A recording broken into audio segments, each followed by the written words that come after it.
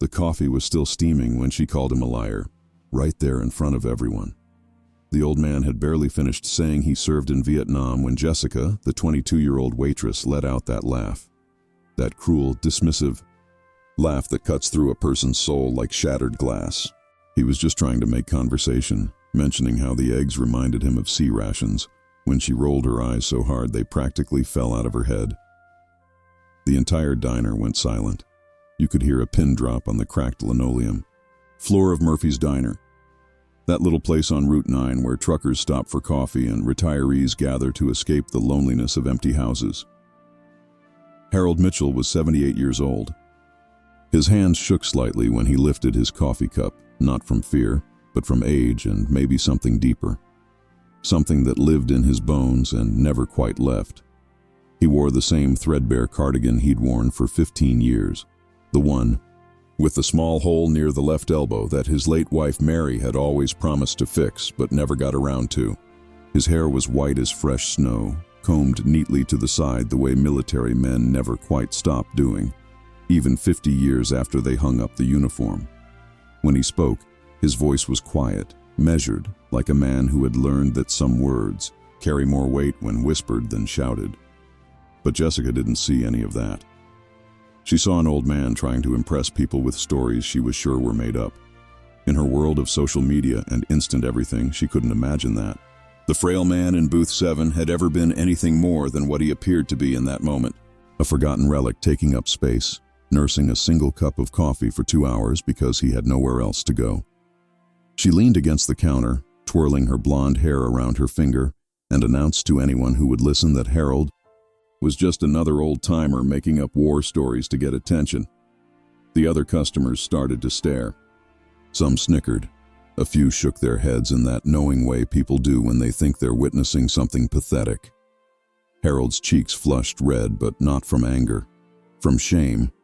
The kind of shame that comes when your truth is treated like a lie, when your sacrifice is mocked by someone young enough to be your granddaughter. He looked down at his eggs, growing cold on the white ceramic plate. And for a moment his shoulders sagged like he was carrying the weight of the world. That's when Jessica decided to really twist the knife. She grabbed the coffee pot and sauntered over to his table, her voice loud enough for the entire diner to hear.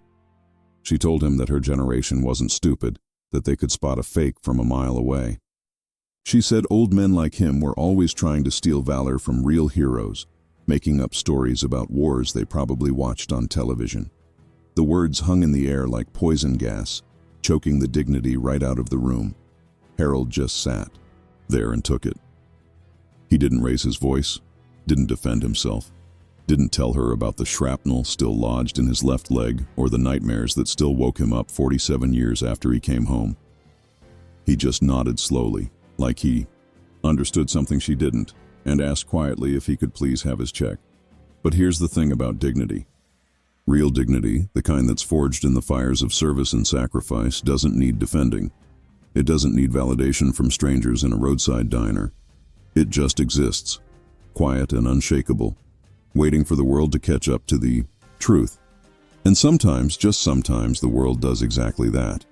If you believe that respect should never have an expiration date, that dignity doesn't retire when a man hangs up his uniform, then hit that like button right now. Because what happened next in Murphy's Diner wasn't just about one old man and one foolish young woman.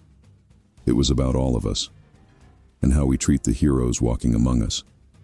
Subscribe if you believe some stories need to be told, some honors need to be recognized, and some truths are bigger than the people who try to silence them.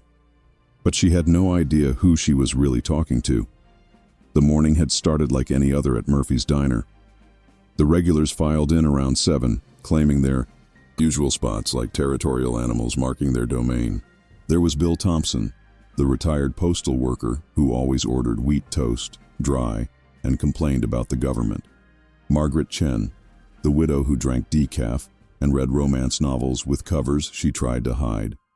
Tommy Russo, the long-haul trucker who ordered enough food for 3 men and left tips bigger than most people's lunch bills. These were Harold's people. The ones who understood that some days you just need to be somewhere where somebody knows your name and how you like your coffee. Harold had been coming to Murphy's for 8 years, ever since Mary died and the house became too quiet to bear. He always sat in booth 7, always ordered 2 eggs over easy, wheat toast, and black coffee. He always left a $5 tip on a $7 meal because he remembered what it was like to work for tips, back when he was young and desperate, and trying to save enough money to buy Mary an engagement ring. The other regulars respected him, not because they knew his story, but because he carried himself with the kind of quiet dignity that spoke louder than words. But Jessica was new. 3 weeks on the job and already convinced she had everyone figured out.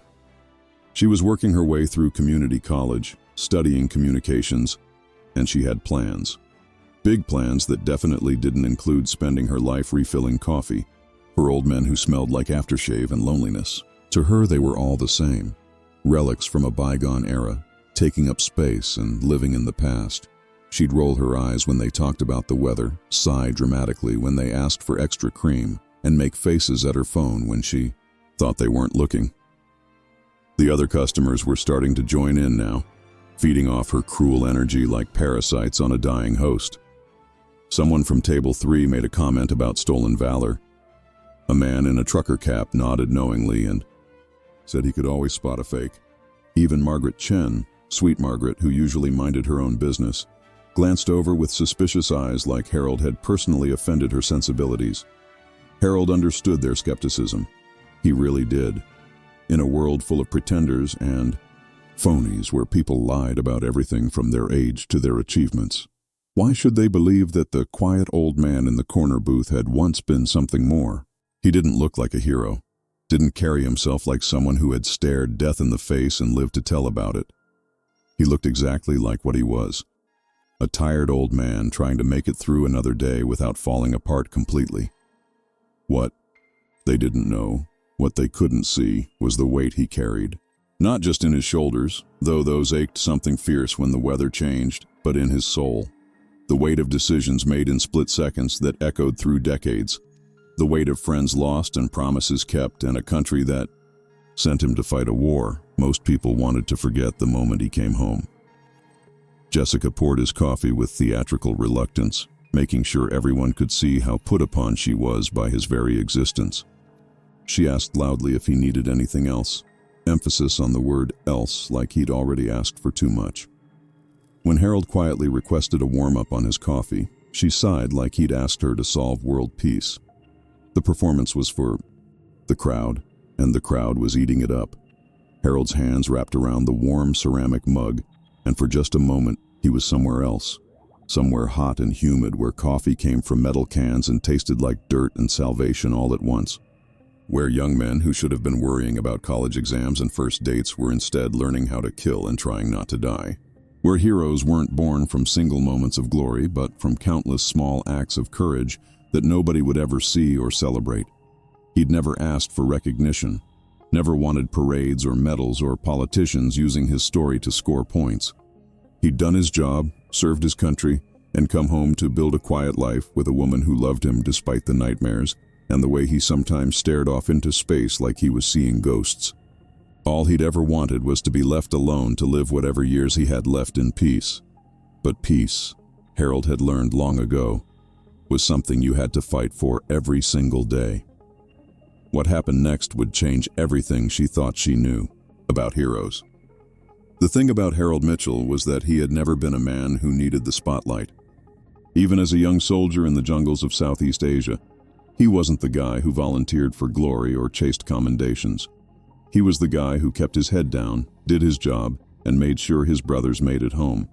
The kind of soldier who never made the history books but made history possible through sheer, stubborn determination to do what was right when everything around him was going wrong. It was 1971 when Harold's convoy hit the ambush outside Bin Din province. He was 26 years old, married exactly 8 months, with a picture of Mary tucked inside his helmet, and letters from home that he read so many times the paper was wearing thin. He was supposed to be rotating home in 6 weeks. 6 weeks. To hold his wife again. To eat her terrible meatloaf and pretend it was the best thing he'd ever tasted. To start the family they'd talked about in whispered conversations before he shipped out. The attack came at dawn, when the mist was still, rising from the rice paddies and the world looked almost peaceful if you didn't know better. Harold was riding in the third truck when the first explosion lit up the morning sky like a deadly sunrise. In the space of 3 heartbeats, everything changed. The convoy scattered. Men dove for cover. Radio chatter filled the air with coordinates and casualties and calls for immediate evacuation. That's when Harold saw Private Martinez go down. Roberto Martinez from El Paso, Texas. 19 years old with a smile that could light up a room and a girlfriend named Sophia who sent him cookies that tasted like cardboard and hope. Roberto had stepped on a mine 20 meters from the road, and now he was lying in a ditch, screaming for his mother in Spanish while his life leaked out onto the red clay soil. Every tactical manual ever written would have told Harold to stay put, wait for backup. Don't expose yourself to enemy fire for one wounded soldier when the whole unit was under attack. But Harold had never been much for manuals when they conflicted with what he knew in his bones to be right. So he left cover, ran across open ground while bullets buzzed past his head like angry hornets. Reached Roberto just as the medic's bag was taking fire and the kid's eyes were starting to go glassy. For 47 minutes, Harold held that position, returned fire with one hand while applying pressure to Roberto's wounds with the other. Called in coordinates for artillery strikes while dragging the wounded private to better cover. Stayed calm while explosions shook the earth and death whispered his name with every shot that came too close. When the dust finally settled and reinforcements arrived, they found Harold still protecting Roberto, both of them covered in blood and mud and the kind of exhaustion that reaches into your soul and never quite leaves. Roberto Martinez lived, went home to El Paso, married Sophia, had 3 kids, and started a construction company that employed half the neighborhood. He named his oldest son Harold, though the 2 men never spoke about why. Some debts are too big for words, too sacred for casual conversation, but the Army noticed. The Army always notices when ordinary men do extraordinary things in the face of impossible odds. There were interviews and reports and recommendations that worked their way up the chain of command like prayers climbing toward heaven. There were witnesses who swore they'd never seen anything like it. Commanders who said Harold Mitchell was the kind of soldier that reminded you why you wore the uniform in the first place. The paperwork took months. Government bureaucracy moves slowly even for heroes, maybe especially for heroes. By the time the recommendations reached the right desks, Harold was home in Ohio, working construction and trying to forget the sound of incoming mortars and the way young men screamed when they were dying far from home. He'd put the war behind him, buried it deep where it couldn't hurt the people he loved. Mary never asked about his nightmares, and he never offered explanations for the way he sometimes woke up reaching for weapons that weren't there. Years passed. Decades. Harold built houses and raised 2 children and buried his parents and watched his hair turn gray in bathroom mirrors that reflected a man who looked nothing like the soldier he'd once been. The war became history, then distant history, then something that happened to someone else in a previous lifetime. He never talked about Vietnam except in the vaguest terms, and only when directly asked. The medals stayed in a shoebox in the closet, wrapped in tissue paper like Christmas ornaments for a holiday that would never come again. When Mary got sick, Harold sold everything that wasn't nailed down to pay for treatments that ultimately didn't work. The house, the truck, most of the furniture. The medals might have been worth something to collectors, but he never even considered it. Some things aren't for sale, no matter how desperate you get. After the funeral, he moved into a small apartment and started taking his meals at Murphy's Diner because cooking for one felt like admitting defeat. He never told anyone who he really was. What would be the point? The war was over. The heroes had come home, or they hadn't. The country had moved on to other conflicts, other heroes, other stories that seemed more relevant to a generation that had never heard shots fired in anger. Harold was content to fade into the background, to be just another old man with coffee-stained teeth and stories nobody wanted to hear. But while she was laughing at his stories, the real story was arriving at the diner. The black sedan pulled into Murphy's parking lot at exactly 11:47 a.m., its government plates catching the weak November sun like a signal mirror. Inside the diner, Jessica was still holding court, regaling anyone who would listen with her theory about old men and their desperate need for attention. She'd moved on from Harold specifically to a broader commentary on her generation versus his. about how young people today were too smart to fall for obvious lies and too busy changing the world to coddle the fantasies of forgotten seniors. Harold had finished his eggs 20 minutes ago, but he was in no hurry to leave. Where else did he have to go? His apartment was 12 blocks away, a one-bedroom unit in a complex built for people whose lives had been downsized to fit their circumstances. There was a television that got fuzzy reception and a refrigerator that held more memories than meals. There were photographs on the nightstand and pills sorted into weekly containers and the kind of silence that made you grateful for the sound of traffic outside your window. The car doors opened with the solid thunk of American engineering, and two figures emerged. A woman in her early 40s wearing the kind of navy blue suit that screamed federal government, and a man about the same age in dress uniform. Army dress blues, Harold noticed automatically, though he couldn't make out the rank from inside. The diner. They moved with purpose, like people who had important business and no time for small talk. Margaret Chen was the first to notice them. She glanced up from her romance novel, saw the official car, and felt her stomach drop in that particular way it does when unexpected authority shows up at your door. In her experience, government officials only came around when something was wrong, when taxes were owed or regulations had been violated or someone was in trouble they didn't even know about yet. Bill Thompson followed her gaze and let out a low whistle. He'd spent 30 years delivering mail for the federal government, and he knew the look of official business when he saw it. The woman had that crisp, no-nonsense bearing that came with authority and education. The soldier moved like someone accustomed to being obeyed without question. Together they looked like the kind of people who delivered news that changed lives, for better or worse. Tommy Russo was already reaching for his wallet, running through a mental checklist of any laws he might have accidentally broken in the past few months. Truckers live in constant fear of regulatory violations, of logbooks that don't add up or weight limits that were exceeded by a few pounds.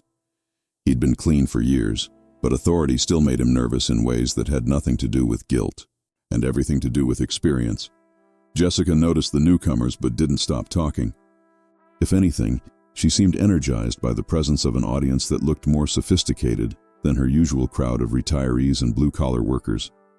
She was young and confident and completely convinced of her own righteousness. In her mind, she was performing a public service by exposing Harold's lies.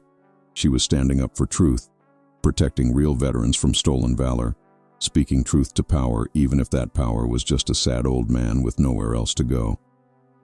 The woman in the suit checked something on her phone, then scanned the diner with the methodical precision of someone who had been thoroughly briefed.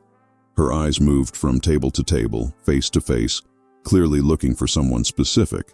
When her gaze reached booth 7, where Harold sat with his empty coffee cup and his quiet dignity, she stopped, checked her phone again, whispered something to her companion. Harold felt the attention before he saw it. After 50 years of civilian life, he still had that soldier's instinct for being watched, that hyper-awareness that had kept him alive when bullets were flying and death lurked behind every tree. He looked up slowly, met the woman's eyes across the crowded diner, and in that moment knew with absolute certainty that his carefully constructed anonymity was about to end. The woman approached his table with respectful purpose, her heels clicking on the linoleum like a countdown to something inevitable.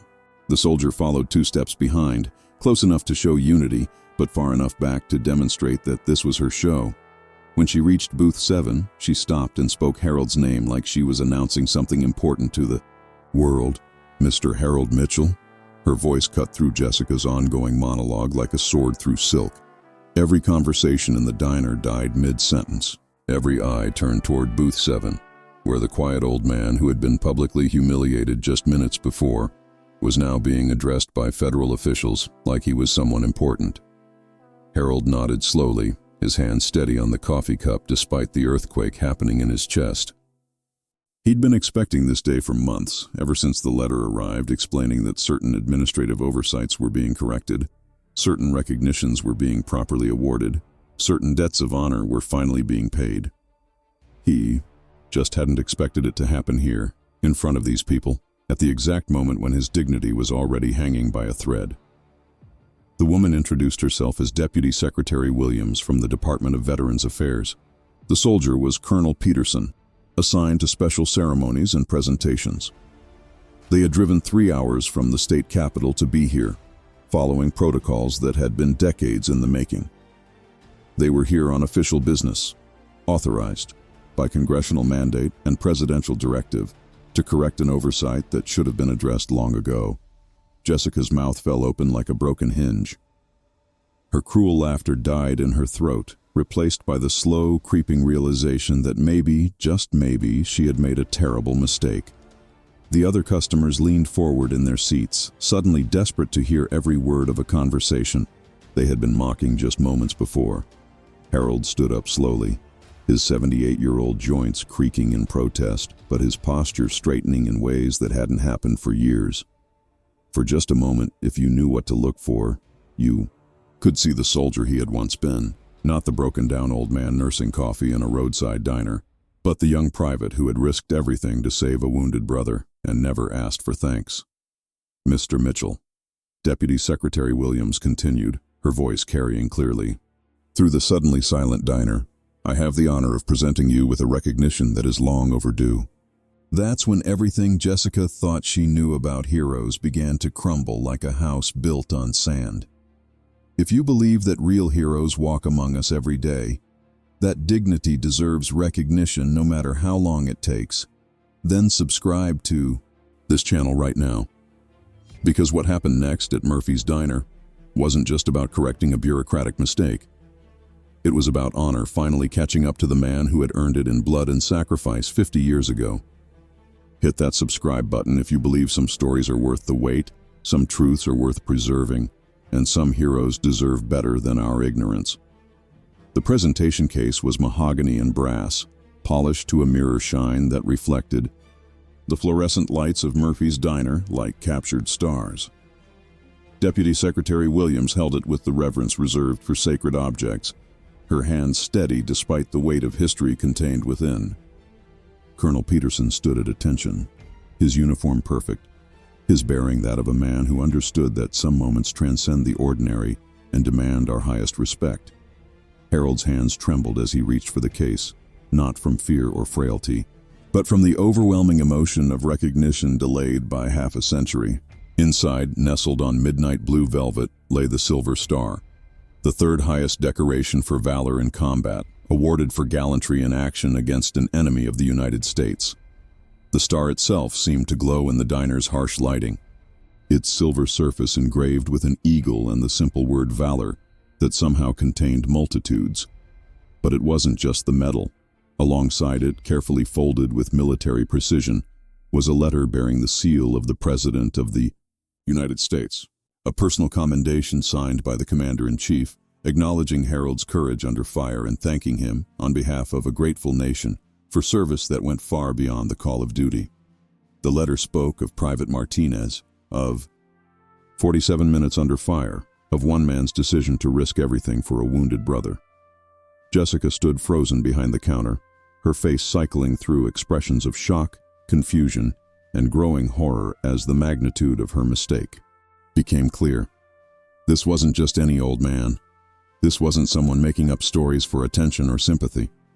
This was a genuine American hero, a man who had faced enemy fire and chose courage when courage was the only thing standing between life and death. The other customers were equally stunned, but their shock was mixed with shame. They had been so quick to judge, so eager to believe the worst, so ready to dismiss someone's truth because it didn't fit their preconceptions. Bill Thompson removed his cap, holding it against his chest like he was in church. Margaret Chen closed her romance novel and wiped tears from her eyes. Tommy Russo stood up slowly, his massive frame somehow seeming smaller in the presence of real heroism. Deputy Secretary Williams began reading from the official citation, her clear voice carrying Harold's story to every corner of the diner. She spoke of jungle ambushes and enemy fire, of split-second decisions and sustained courage under impossible circumstances. She described how Private Harold Mitchell had left cover under heavy fire to rescue a wounded comrade, how he had held a defensive position for 47 minutes while calling in artillery strikes and administering first aid. how his actions had saved not just one life, but potentially dozens. The citation detailed the bureaucratic failure that had delayed this recognition for so long, how the original paperwork had been lost in the chaos of withdrawal from Vietnam, how witness statements had been misfiled and recommendations had disappeared into the administrative black hole that swallowed so many stories from that complicated war, how it had taken a congressional inquiry and years of detective work to reconstruct what should have been a straightforward case of recognizing extraordinary valor. Colonel Peterson stepped forward to add his own words, speaking not just as a representative of the Army, but as one soldier honoring another. He talked about the brotherhood of arms, about debts that transcend time and bureaucracy, about the fact that courage doesn't diminish with age or fade with memory. He said that Harold Mitchell represented the best of what it meant to wear the uniform, and that this recognition, while late, was heartfelt and deserved. Harold listened to it all with the same quiet dignity he had shown when Jessica was mocking him 20 minutes earlier. He didn't interrupt or correct or try to minimize his actions. He simply stood there, an old man in a threadbare cardigan, accepting recognition for things he had done when the world was young, and the stakes were life and death. When the reading was finished, when the last words of the citation had echoed through the silent diner, he spoke for the first time.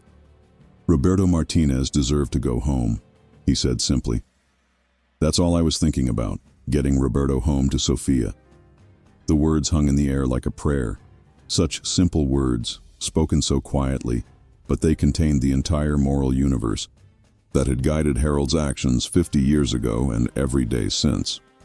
Not glory or recognition or personal advancement, but the basic human obligation to look out for each other when everything else falls apart. Jessica finally found her voice, though it came out as barely more than a whisper. She asked if she could approach the table, if she could see the medal more closely. Harold nodded, extending the case toward her with the same gentleness he had shown earlier when she was pouring his coffee and calling him a liar. She looked down at the silver star, at the presidential letter, at the physical proof of heroism she had been so confident didn't exist. "I'm sorry," she said, and the words seemed inadequate for the magnitude of her mistake. "I'm so sorry, Mr. Mitchell. I didn't know. I didn't understand." Harold's response would have surprised anyone who didn't understand the depth of grace that real heroism requires. He smiled at her, the same gentle smile he had given when she was mocking him, and told her there was nothing to forgive. He said that skepticism wasn't a character flaw, that too many people had claimed honors they hadn't earned, that she was right to question stories that seemed too good to be true. He said the only difference between them was that she was young enough to learn from her mistakes, while he was old enough to understand that everyone deserves the chance to do better tomorrow than they did today. But the most powerful moment was still coming. The transformation in the diner was immediate and complete, like watching a photograph develop in real time. Conversations that had been suspended in shock began to resume, but now they carried a different weight, a different tone. People weren't just talking about what they had witnessed. They were talking about what it meant, what they had learned, how they would carry this moment forward. Bill Thompson was the first to approach Harold's table, his postal worker's cap still clutched against his chest like a talisman of respect. He apologized for doubting Harold's story, for being so quick to assume the worst. He talked about his own father, who had served in Korea but never spoke about it, and how he wished he had asked more questions when there was still time. He said that seeing Harold receive his long-overdue recognition made him proud to be American in ways he hadn't felt for years. Margaret Chen came next, her romance novel forgotten on the table where it would remain untouched for the rest of the afternoon. She apologized through tears, explaining that her late husband had been a veteran too, Navy in the Pacific during World War II. She said she should have known better, should have recognized the signs of someone who had served with honor and carried the weight of it quietly. She asked Harold about his wife, about his family, about the life he had built after the war, and listened to his answers with the attention those stories deserved. Tommy Russo approached slowly, his trucker's swagger replaced by something approaching reverence. He thanked Harold for his service, for his sacrifice, for the courage that had saved lives half a century ago. He talked about the veterans he met on the road, the old men at truck stops who carried stories they rarely shared, and how he would think differently about those encounters going forward. He offered to pay for Harold's meals any time they were both in the diner, an offer Harold politely declined but clearly appreciated. Even other customers who hadn't participated in the earlier mockery felt compelled to pay their respects. They formed an informal receiving line, each person taking a moment to shake Harold's hand, to say thank you, to acknowledge that they were in the presence of someone special. The diner that had been filled with cruel laughter 30 minutes earlier was now charged with emotion of an entirely different kind. Jessica watched it all from behind the counter, still processing the magnitude of her mistake and its implications. She had been so certain, so confident in her judgment, so sure that she could spot a fake from across a crowded room. Now she was watching genuine heroism receive the recognition it deserved, and realizing that heroes don't always look like the movies taught her to expect. Sometimes they look like lonely old men nursing coffee and trying to make it through another day. Deputy Secretary Williams and Colonel Peterson began the formal paperwork, explaining to Harold the benefits and recognition that came with his medal. There were financial components, healthcare considerations, and ceremonial honors that would be available to him going forward. Harold listened politely but seemed more interested in the human connections happening around him than the bureaucratic details of his recognition. When the paperwork was complete, when the photographs had been taken and the official business concluded, Harold asked if he could say something to everyone in the diner. Deputy Secretary Williams nodded, and Harold stood slowly, the metal case still in his hands, facing the assembled crowd of strangers who had become something like a congregation. He talked about forgiveness, about the importance of giving people the benefit of the doubt, about how easy it is to misunderstand someone when you don't know their whole story. He said that Jessica had nothing to apologize for, that skepticism in the face of extraordinary claims was actually a sign of intelligence and critical thinking. He reminded everyone that the real heroes of Vietnam were the ones who didn't come home, the ones whose names were carved into black granite in Washington, the ones who would never get the chance to grow old and drink coffee in roadside diners. Harold's words carried the weight of lived experience, of decisions made under pressure, of survival tinged with survivor's guilt. He spoke about Roberto Martinez, about how courage isn't the absence of fear, but the decision to do what's right, despite the fear. He talked about coming home to a country that didn't always welcome its veterans with open arms, about learning to carry your service quietly when the world doesn't want to hear your stories. Most importantly, he talked about the future, about how this moment, this recognition, this gathering of strangers united by shared humanity, was more valuable than any medal. He said that the real honor wasn't in the decoration itself, but in the opportunity to remind people that heroism comes in all shapes and sizes, that dignity has no expiration date, that everyone deserves to be treated with respect regardless of their age or appearance or the stories they carry. When Harold finished speaking, the diner erupted in applause. Not the polite, obligatory clapping you hear at official ceremonies, but the genuine, heartfelt recognition of people who had been moved by something larger than themselves. Jessica was crying openly now, no longer from shame, but from the overwhelming emotion of witnessing grace in action. The medal ceremony was over, but the real transformation was just beginning. In the days that followed, Murphy's Diner became something different than it had been before. Word spread about what had happened, about the Silver Star presentation and the quiet hero who had been hiding in plain sight. Local newspapers picked up the story. Television crews arrived to interview Harold, though he remained characteristically modest about his role in the events. He deflected attention toward other veterans, toward the ongoing needs of those who had served, toward the importance of recognizing heroism wherever it appeared. Jessica underwent her own transformation during those days. She requested additional shifts, not because she needed the money, but because she wanted to be present when other elderly customers came in. She started listening differently, asking questions instead of making assumptions, approaching each interaction with the humility that comes from recognizing how wrong you can be about someone.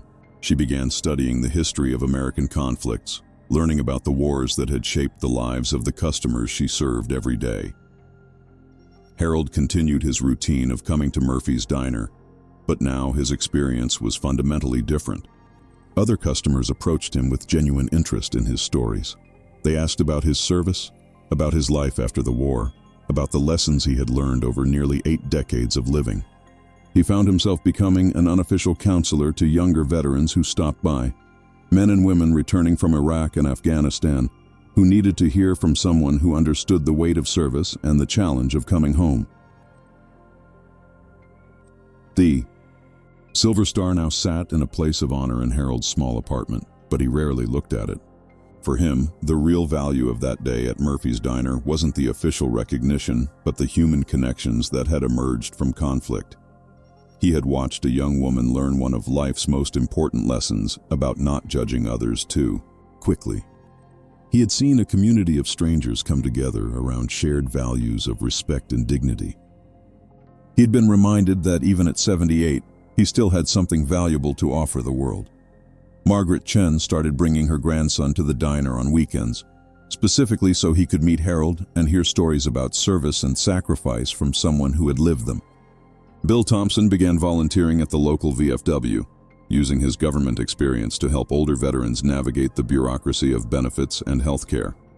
Tommy Russo started carrying business cards for veteran support organizations, distributing them to former military personnel he met on his trucking routes.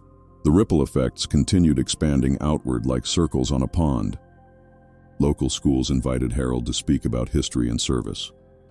The VFW post made him an honorary member and asked him to participate in Memorial Day ceremonies.